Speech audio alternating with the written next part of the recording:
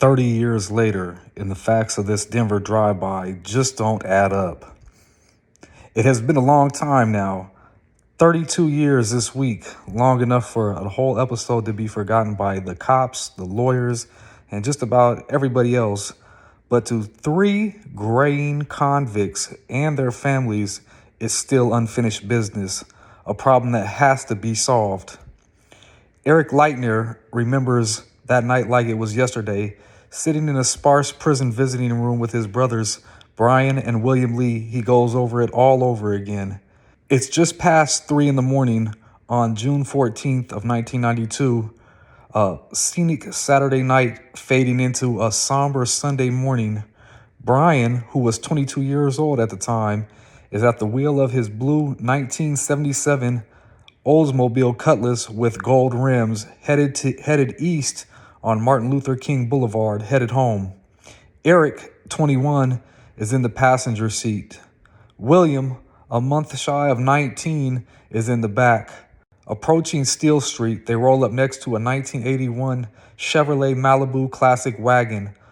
Leitner looks over at the driver, Damian Roberts, also known as D-Dog, a member of the 187 Anybody Killer Gangster Crips, and Robert glares back at them.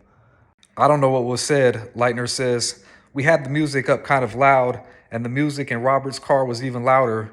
He looked like he was upset. His face was frowned up, his mouth was moving, and we knew it was hostile. He said, 'What do y'all want to do? This is Crip,' as William Lee. I said, 'Fuck Crip.' I don't know if he heard me or not.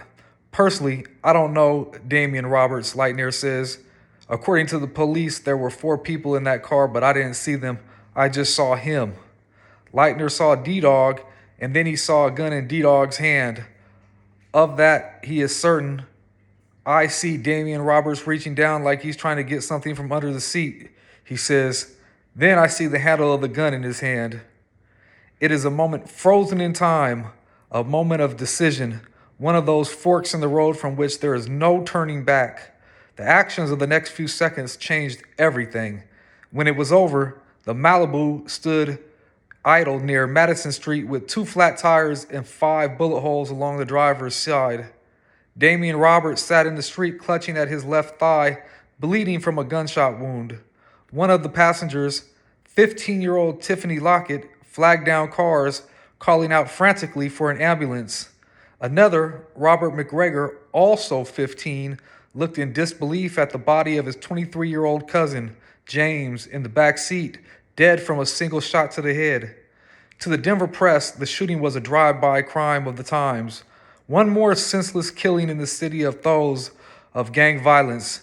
It seemed to fit a familiar pattern. Bellicose young men from rival sets square off, eye fuck each other, bandish insults and flash gang signs, and then get the gat. More young lives ruined or cut short, another occasion for the mourning and soul-searching in East Denver's African-American community. Prosecutors would argue that the killing of James McGregor was, in fact, one of the more heinous acts of gang violence the city had seen up to that point because it was not random at all.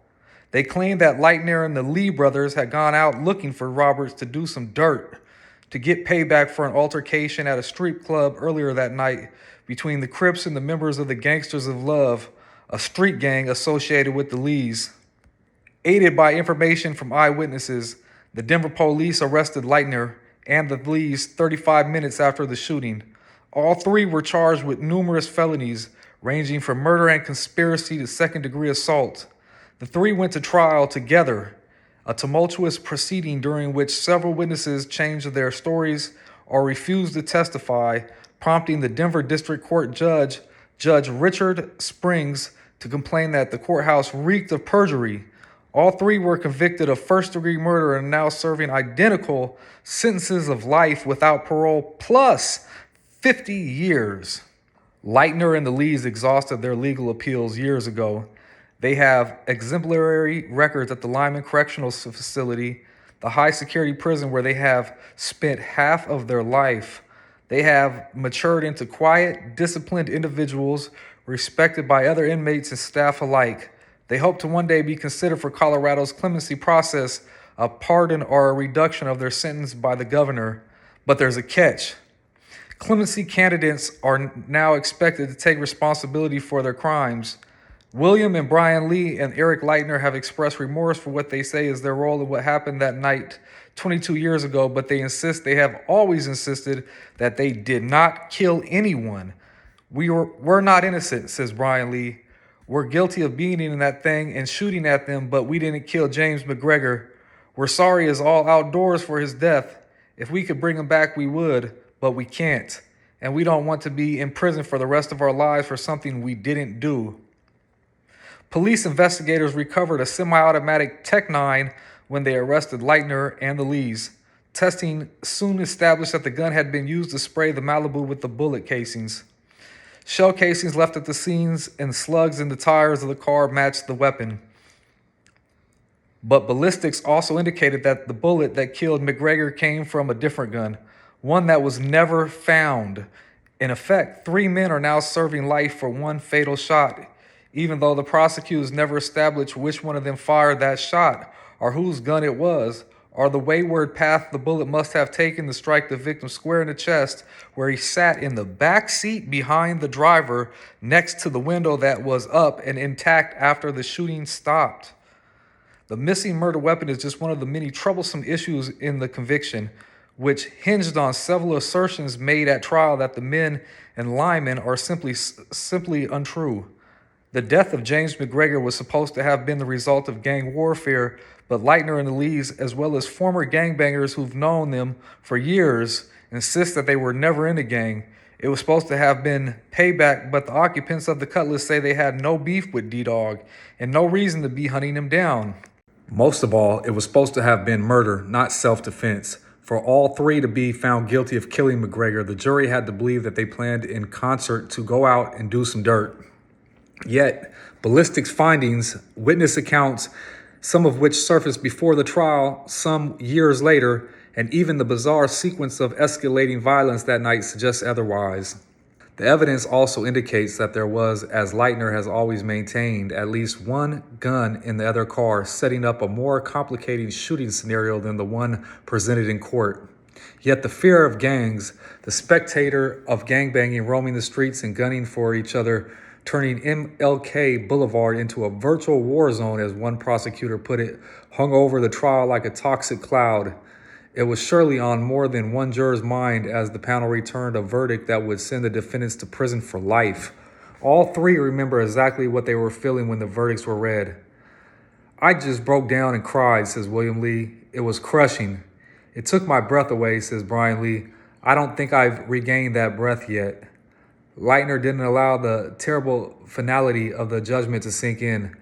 I don't think we would be here that long, he says. We would get back in court in a year or two, get the conviction overturned, and that would be the end of it. Never once did I think we'd be here still sitting 22 years later. To hear G.O.L Lee tell it, her boys spent their youth running away from gangs, not with them. The whole point of the Gangsters of Love, which consisted of William and Brian and a few cousins and close friends, was reputed of street violence. It infuriates her that the term G.O.L, which was Gangsters of Love, was used at trial to label her sons as thugs. I was a working mother, and I tried to show for my children the positive things in life, she said. I kept them close. Back when I was driving for the RTD, if I saw William walking down the street, I made him get on the bus with me.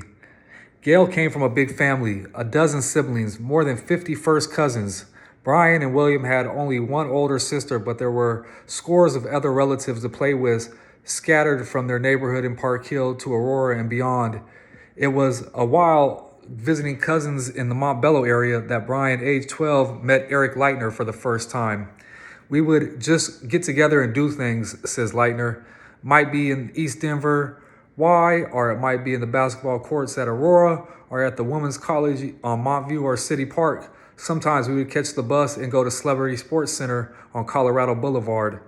By the mid-1980s, offshoots of California street gangs were beginning to make their presence felt in Denver's black neighborhoods. The pressure on teens to pick a side in the search of status, cash, or protection was intense. In Montbello, Leitner felt few of the turmoils of the gang rising influence. He was much more focused on sports and preparing for college. For the Lees, though, the situation in Park Hill was rapidly deteriorating. On one side was the Crips, on the other side was the Blood, recalls Demon Robbins, a close friend to the Lees. There was a handful of us who didn't want to join none of them. At Grove Middle School, William Lee got sucker punched by a member of the Bloods who dislodged some teeth.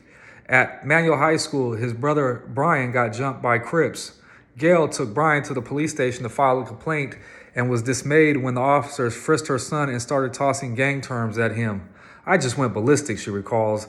They asked me, what does this mean? Well, my kids don't talk street talk. Her sons told her that gangs were harassing them, threatening them, and even chasing them down the street. G.O.L didn't know what to think. Then it happened one time while she was driving them home. A pack of youth tailored her yellow Sunbird and shouted out at them.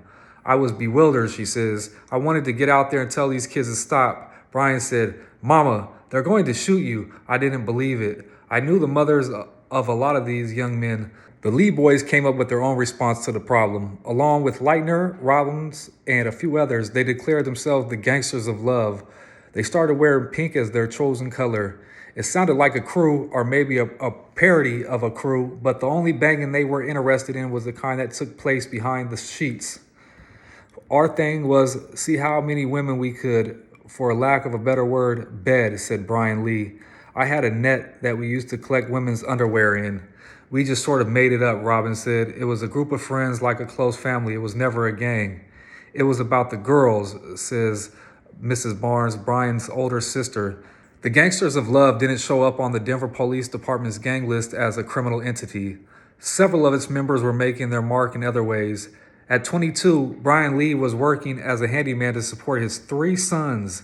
By the time he was 18, William had 2 sons of his own. Aside from a menacing charge Brian had picked up over a domestic situation, the Lees and Lightner had avoided any kind of serious police record. Still, trouble seemed to be collecting around them as the summer of 1992 approached. Lightner was finishing his first year at Metropolitan State College, but William had dropped out of high school. A few days before the shooting of James McGregor, both of the Lee brothers were charged. Along with their father in a drug sting, they were accused of attempting to purchase cocaine from a friend who was secretly working for the police.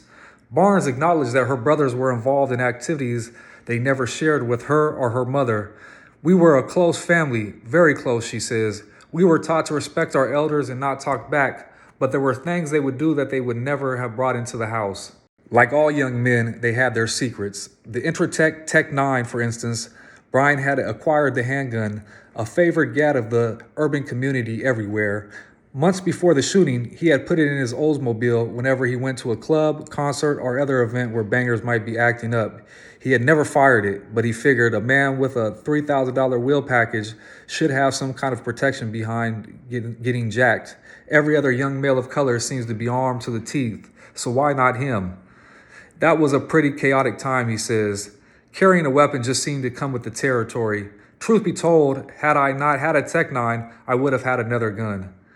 Damon Robbins is sure that his friend Eric Lightner is telling the truth, that the driver of the Malibu wagon had a gun that night. He knows this because he saw D-Dog's gun himself less than an hour before Lightner did. It was pointed right at him. It's not something you forget, not even 32 years later. Robbins' confrontation with Roberts came in the parking lot of a Thornton nightclub during a let-out. But it wasn't a Gangsters of Love versus Crip thing, he says. More like a Demon versus Damien thing. I went to school with Damian Roberts, Robbins says. We had our disagreements from high school all the way up. The argument started inside, and we already had a beef with each other. Then it escalated outside. That night, several members of the Gangsters of Love decided to check out an all-ages concert at the Arena, a club in Thornton. William Lee is there along with his girlfriend, Nikita Gilmore, and his cousins, T. McKinley and Aaron Qualls. So Robbins, a young man named Carl Bennett, and a few others. Various Bloods, Crips, and Hispanic gangbangers also decided to put in an appearance.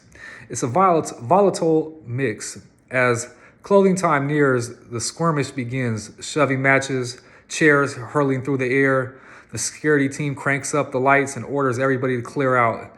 In the parking lot, Bennett, who had gotten into an argument inside with a Crip known as Pooh, is decked by the first flying fist out of the crowd. Other fights erupt and Thornton police are summoned to help shut things down. William Lee leaves in a car with Gilmore and McKinley. Qualls helps the still woozy Bennett into another car. Meanwhile, Robin carries on his animated argument with Roberts, who's behind the wheel of his Malibu, attempting to leave the parking lot. Robbins blocks his way. According to Robbins, D-Dog bends down beneath his dashboard, and when he came back up, he had a black automatic in his hand, something bigger than a 22, possibly a 38 or a 380, and points it at him.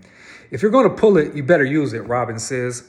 Thornton police officer David Zicabrucki sees Robbins arguing heatedly with the driver of the Malibu.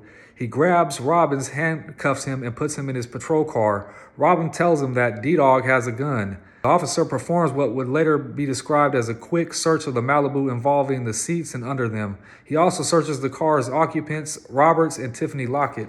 He doesn't find any weapon and tells them all to get moving. The Malibu is barely out of the lot before it becomes involved in another ruckus on 84th Avenue. A witness sees a small sports car pull alongside D-Dog's wagon and start shooting. Lockett would later testify that some Mexican guys in the sports car got offended at Roberts weaving in and out of traffic and opened fire at them and then sped off. Roberts pulls off the road and he and Lockett are promptly joined by James and Robert McGregor, who emerge from another car. The four of them then head to a car wash at 35th Avenue and Colorado Boulevard, where they check the Malibu for bullet holes and find none.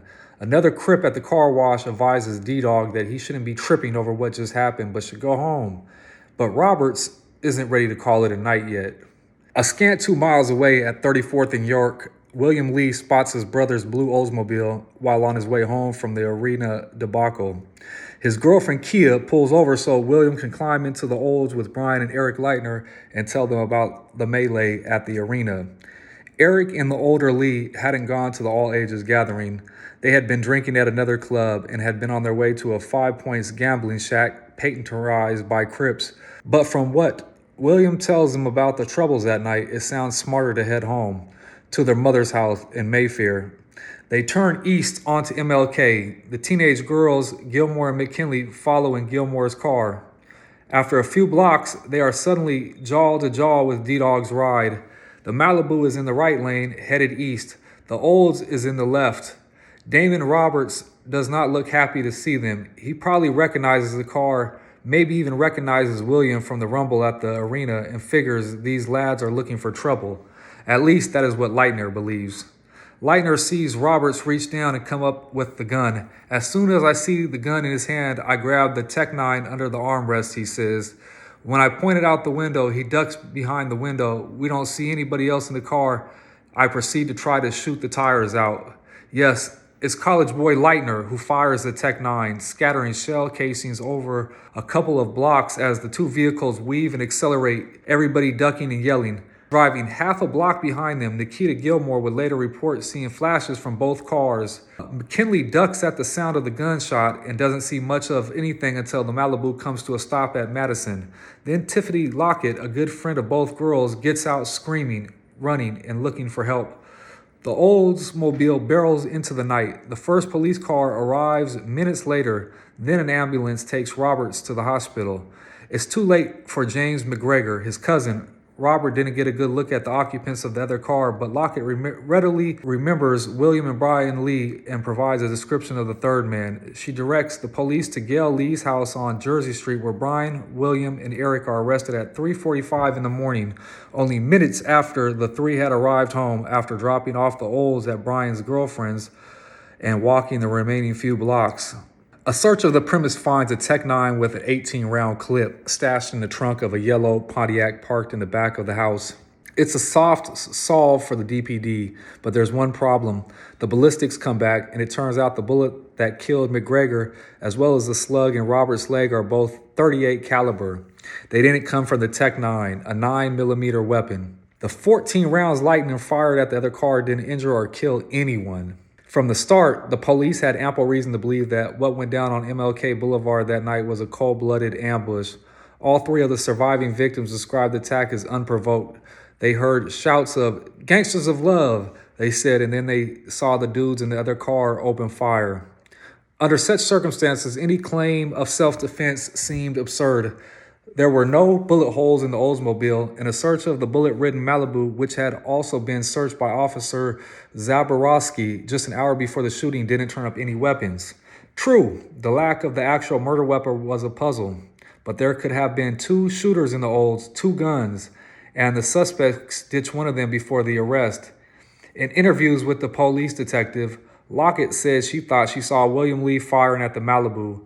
Roberts said he heard two different guns going off. But the ballistics problems with the case went deeper than simply the absence of the gun that killed McGregor. Gunshot residue tests on the Lees and Leitner failed to establish that any of them had fired a gun. Tests for gunpowder residue inside the Olds provided that a firearm had been discharged in the car, but so did the test on the Malibu.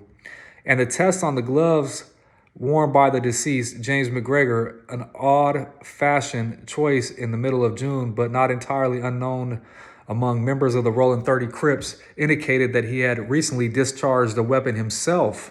At the instance of defense lawyers, police detectives went over the Malibu more closely. They found one exit hole in the back seat passenger door where McGregor had been sitting that indicated a bullet had been fired from inside the car. There was no way of telling when the hole had been made any more than there was a way of nailing down the premise time of McGregor firing the gun. Another anomaly kept surfacing, a jacket that had been laying under McGregor when he was found. Clearly depicted in crime scene photos, was apparently never logged into evidence. Defense attorneys speculated that the missing jacket could have contained a weapon or possibly have powder burns if the shot that killed McGregor had actually been fired by someone in the Malibu trying to return fire at the Oldsmobile. There was also another fatal shooting that evening that the defense attorney found too weirdly coincidental to ignore. At 2:40 a.m., a gas station attendant named James Riddipath was killed by a stray bullet outside of a Diamond Shamrock at East 83rd Avenue at Washington Street. Right about the same time, in the same location that D-Dog's Malibu had endured yet another supposedly unprovoked attack by the shooters in the blue sports car. Although records indicate that the bullet that had killed Ridpath was a .38, it didn't have the same kind of rifling as the bullets that killed McGregor and wounded Roberts, and prosecutors rejected the idea that the killings were somehow related. The Ridpath homicide has never been solved. Yet, the case against Leitner and the Lees didn't rest solely on the test results. The police had gathered numerous witness statements, including the solid identification of the Lees by Lockett, who had known them for years, but some of the witnesses' accounts were even hinkier than physical evidence. Besides Lockett, the star witness for the prosecution was a 17-year-old high school football player named Aaron Quills. Quills was a cousin at the Lees and particularly close to William. He had been at the arena that night when things started getting rough, and he had called G.O.L. Lee's house waiting for a ride home to Aurora from his mother. When the police arrived, he had been arrested along with the Lees and Leitner and had been given a videotaped statement to a detective a few hours later.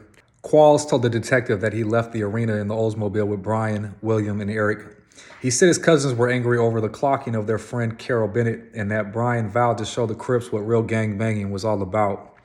"If they want to get their OG involved, then I'm going to get involved," he was quoted as saying. On the way home, they spotted D-Dog's Malibu but decided to go get their guns before confronting him.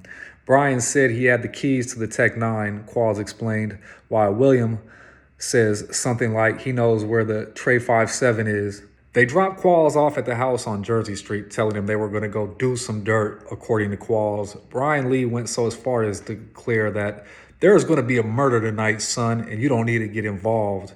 The three left and returned 40 minutes later, right around the same time the police and Qualls' mother showed up. From a prosecution standpoint, the statement was dynamite. It offered a motive, indicated that Williams had armed himself with a second weapon, a .357 Magnum, which could fire a .38 round, and conveniently enough cleaned up a lot of other loose ends. But in certain basic details, it was at odds with just about every witness account of what happened. Out of a dozen witnesses interviewed by police, Qualls was the only one to claim that Brian Lee and Eric Leitner were at the Arena Club that night. Other witnesses saw them drinking at a club across town well after 2 in the morning, around the same time the fights were breaking out at the arena. Qualls didn't leave with them. He didn't leave with William either, not according to Gilmore and McKinley, who were with the younger Lee until he got into his brother's Oldsmobile shortly before the shooting. A man named Richard Walton said that he drove Qualls from the club to the Lee house on Jersey. That squares away with other witness accounts. There was simply no opportunity for Qualls to hear the crucial conversations about premeditated murder that he described to the police. And there wasn't sufficient time for the Lees to spot the Malibu on the way home, drive 3 miles to arm themselves, then return and find the Malibu in almost the same place that they had left it. Because of being detained by the search for a gun in the arena parking lot, D-Dog apparently didn't leave Thornton until close to 2:45. He drove to East Denver, hung out at the car wash, then headed to MLK Boulevard. Police estimate that the shooting happened around 3:10 in the morning. No one attacked the veracity of the Qualls statement more than Qualls himself, who recanted soon after he made it. He said that the police told him that they had a witness who placed him in the Olds that night and that he was facing 40 years in prison. His mother and grandmother urged him to do whatever he had to do to get out of the situation, so he drew on details he knew, such as the fact that Brian had a Tech 9 he stored in his Oldsmobile behind the house, and stuck to that story. Now, 39 years old, Qualls is still haunted by what he said all those years later. He was a junior at Gateway High School, he says, who loved to play middle linebacker and had no street experience at all. He knew it was possible, though, for young black men to go to prison for things they didn't do. They took me to the police station and I told them I didn't know anything, he recalls. Then they started saying there's a person dead and that all the dreams I had are going to go down the drain, that I'm going to get life in prison because I know something. They were threatening me to the point where I was actually terrified. I had never been in trouble with the law in my entire life. The detective who questioned Qualls denied threatening him in any kind of way. The youth's mother and grandmother were present during the questioning, he noted. On the eve of the trial, the Denver District Attorney's Office offered the defendants a deal: plead guilty to second-degree murder and receive a sentence of no more than 30 years. It's a deal that looks better than ever in hindsight. Under the statutes of the time, Leitner and the Lee brothers could have been out in 15 years. But to their younger selves, the offer seemed like a mountain of time for a crime they denied committing. At 22, if someone's telling you to take a 30-year deal, all you're thinking is you're going to be in prison until you're 40, Brian Lee says. They turned down the offer. A trial isn't always about facts. Sometimes it's about competing narratives. The side that tells the story best, not necessarily the most logical one, but the most compelling one, has an excellent chance of winning the day. Jurors are suckers for good stories. Leitner and the Lee brothers went on trial for murder in the spring of 1993, just before a season of drive-by carnage and random shootings that would be dubbed Denver's Summer of Violence. The moniker was more media hype than reality. In sheer body count, that summer was less violent than the summer of '92. But the rising tide of gang violence was a frequent topic of discussion around the city, even before the label arrived. It was a theme sounded early and often by the Deputy District Attorney Doug Johnson during the trial. Starting with the fourth sentence of his opening statement to the jury, the case they were about to hear, he explained, is about the conflict between two different groups of people who happen to belong to different street gangs in Denver. The prosecution storyline was simple. The Gangsters of Love were a rival gang of the Crips, posse affiliated with the Bloods. The three hotheads in the Oldsmobile went out seeking revenge for the humiliation inflicted on one of their homies at the arena.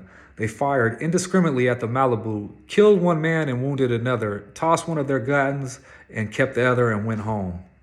Tiffany Lockett was a reluctant witness, only 16 years old, torn between her loyalty to the people in the Malibu and her friendships with various people associated with the Lees. She claimed not to have seen anything or identified anybody doing the shooting. She also denied that anyone had threatened her.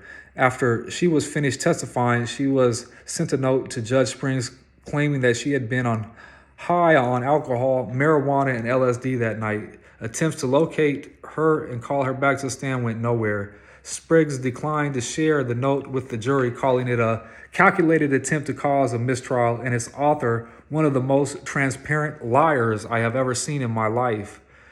Aaron Qualls was a reluctant witness too. He had a doctor write a note explaining that he was fearful of gang retaliation if he testified, but the doctor messed it all up, implying that it was his cousin's gang he was afraid of. I've never had a reason to be afraid of my cousin, he says now. When the note didn't spare him, he took the stand and insisted his statement about overhearing the plotting of the Gangsters of Love revenge was complete fabrication. The reluctance merely played into the storyline that the gangsters of love were something to be feared. The more these teenagers witnessed The more these teenage witnesses tried to retreat from their own prior statements, the more weight the prosecution seemed to give those statements. Despite the fact that both of these witnesses have been impeached in many ways, Judge Springs ruled that have given different and conflicting and wholly irreconcilable versions of their testimony. It's up to the jury to sort it out and determine which, if any, of the statements given by them is true. The story told by the defense was more chaotic, fragmentary, and complicated. A random collision of young people who were packing more firearm than sense. A phantom murder weapon that could just as easily have been ditched by the people in the Malibu as well as the ones in the Oldsmobile. A police investigation that had failed to secure key evidence and bullied a false statement out of a teenager. Pieces of the story went missing. A friend of D-Dog's claimed that Lockett had told him that a gun went off in the Malibu that night and asked him to hide 238 pistols. Summoned to testify by the defense, the man decided to take a plane to Houston instead. Lockett denied that conversation ever took place. A bullet path reconstruction expert hired by the defense testified that bullet holes in the Malibu couldn't be matched up in any reasonable way with the wounds inflicted on Roberts and McGregor, but Judge Springs had been skeptical from the start of the notion that the victim had been killed by friendly fire. At one hearing was saying, "There isn't a grassy knoll, is there?" None of the defendants testified. Unable to secure separate trials, they had made a pact to stick together. If one of them didn't want to take the plea deal, none of them would. If one of them declined to testify, none of them would. One for all for one. Or, as Brian Lee put it many years later, all three were going to have to go down. Not one of us, not two of us, but all three. Sitting together mute at the defense table, they looked like the gangbangers the prosecution said they were. The jury was only out one day before finding all three of them guilty by murder of extreme indifference. At the sentencing hearing, Judge Springs called the crime a sad affair, a case of young men who foolishly decided, quote, to show the rest of the world just how tough they are, and they probably would have gotten away with it if they had not had the bad luck to go shoot up a car full of people which happened to contain a young lady who knows all of them and who immediately informed police who was responsible for this, end quote. Spriggs noted that he had been inundated by letters in support of the three defendants. He scoffed at a petition being circulated that claimed that the three were being railroaded because of their race. Those are hard choices these young men have made, two really bad choices, he said. One, in doing what they did, and two, in not accepting the offer that was extended to them. But ultimately, we all have to be responsible for our own actions. We didn't do it, William Lee said. Damian D-Dog Roberts didn't live to see the gangsters of love convicted at trying to kill him. He died in late 1992 of gunshot wounds inflicted in a drug deal gone bad. He was 20 years old. The two other passengers in his car that night James McGregor was killed have passed away too. Tiffany Lockett died in a traffic accident in 2001 at the age of 24. In 1999, after a series of domestic troubles, Robert McGregor killed his 2-year-old daughter and then took his own life. He was 22. Eric Leitner and the Lee brothers have spent the last 2 decades at the Lyman Penitentiary. Inseparable as youth, they are now middle-aged posse of 3 looking out for each other and bolstering to one another. Brian got here 4 or 5 days before us, Leitner recalls. Me and William came together. It was a rude awakening, but when you got here, you had older dudes pulling you aside saying, "Hey, youngster, it's going to be all right as long as you stay away from the 3 Ps. Pills, punks, and poker. Just mind your own business." William Lee says they've done exactly that, skirting the prison gangs and relying on each other. We've been trying to keep ourselves busy, stay away from a lot of negativity. Over the years, the 3 have continued to hunt for new evidence in their case. Leads have come from odd places, including former Crips doing time themselves. Much of the information was presented in a 1998 hearing before Denver District Attorney Judge John McMullen. Larry Webster, a close friend of Damian Roberts, testified that he supplied the guns that Roberts had that night and that Lockett told him she'd buried the guns. Another convict, Samuel Degas, testified that he heard that a gun had gone off in the back of the car, killing James McGregor. A third, Tulu Ford, said that Roberts was his best friend and had admitted to him that Both he and McGregor were heated or armed that night. Roberts, who wore a medallion with the emblem of a gun around his neck, had a special stash area under the Malibu dash for hiding weapons, he said. I don't know. I don't have any question that he was shooting back, Ford testified. I know him knowing our activities at the time. Asked to clarify what activity he was talking about, Ford replied, just wild shootings and, just not caring too much. Tiffany Lockett also testified. She denied saying anything to Webster or Diaz about hiding guns. She denied there were any guns in the Malibu. No longer a valid witness, she stood by what she told the police in her initial statement, determined not to let my homeboy die in vain. I don't want to see anybody do life, she said. I'm sorry, but I have a dead homeboy. Judge McMillan wasn't impressed by the jailhouse witnesses. The defendant's bid for a new trial was denied. But at some point after that hearing, Lockett had another change of heart. After Robert McGregor's death, she was the last surviving victim in the case, and she seemed deeply troubled about the life sentences handed out to Leitner and the Lees. She even provided G.O.L Lee with a short, signed and notarized statement, quote, the night James McGregor was killed, we did have guns in the car. I didn't think that the gentlemen that are incarcerated killed him. I think he accidentally killed himself by trying to shoot at them. She hinted to others that someone else in the car had fired the fatal shot. I'd see her over the years and she would say that she was sorry. She didn't tell the truth, says Miss McKinley. She said the bullet came from inside the car. Prosecutor Jackson, now a chief deputy DA, says the jury got it right back in 1993. I do not have doubts about the correctness of the convictions, he wrote in a recent email. There is no question about the joint involvement of these three defendants in the shooting that killed James McGregor. Despite Lockett's claims, he adds, the friendly fire theory remains fantastical and contrary to the physical evidence, scientific evidence, and other evidence in the case. Leitner and the Lees have taken all the self-improvement programs offered in a place like Lyman and gone decades without any significant disciplinary violations. Schooled by old-timers when they arrive, they're now mentors themselves. It's been a long journey, Leitner says. It's been observing my circumstances, and I come to find out there are a lot of 20, 30, 40, 50-year-old boys in here. There are individuals in here who are old enough to be our parents, but I can't get them to learn anything. I try to pull a youngster aside and say, you're going about this the wrong way, but it's a lot harder these days. I see a lot of riffraff. Jackson says he would oppose any reduction in sentence for the three. I do not doubt that the defendants have had good behavior while in prison, but they do not yet acknowledge responsibility for their crime. In letters to Governor John Hickenlooper, prepared as part of their clemency application, the three expressed regret for endangering the lives of the people in the other car that night, for their rank immaturity and recklessness. The one bad act that they don't admit to is the one that they say they didn't commit, for one which they are serving a life sentence, firing the fatal shot. 3 years ago, outgoing Governor Bill Rittner commuted the sentence of former blood Sean Taylor, who served 22 years for a life sentence for a murder committed when he was a teenager.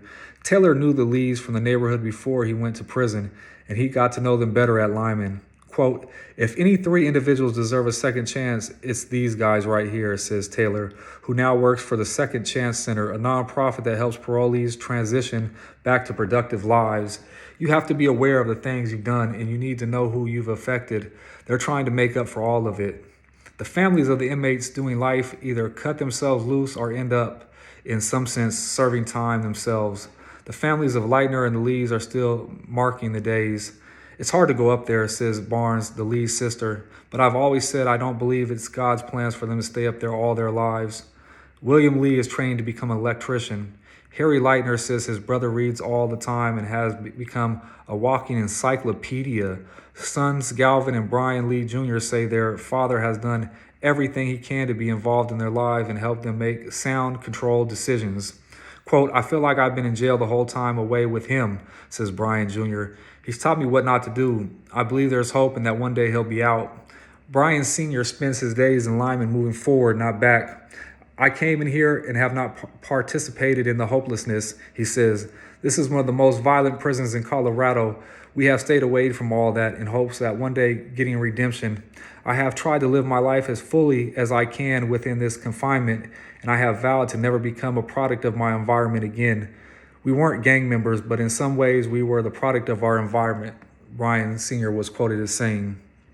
And now this is a twist to the story right here, because I was with these brothers in Lyman, and I didn't really know Eric Leitner like that, but I used to see him around and everything. But like, I lived in the pod with Brian and Will, and I used to work out with Brian. And hey, man, these are really good dudes, super good dudes, like to the core. Like you know, Brian is somebody that, you know what I mean. Like, there ain't too many men like Brian. But the coldest twist to the story is these brothers did get out, and they got out, I believe, right after COVID, and they've been out since then.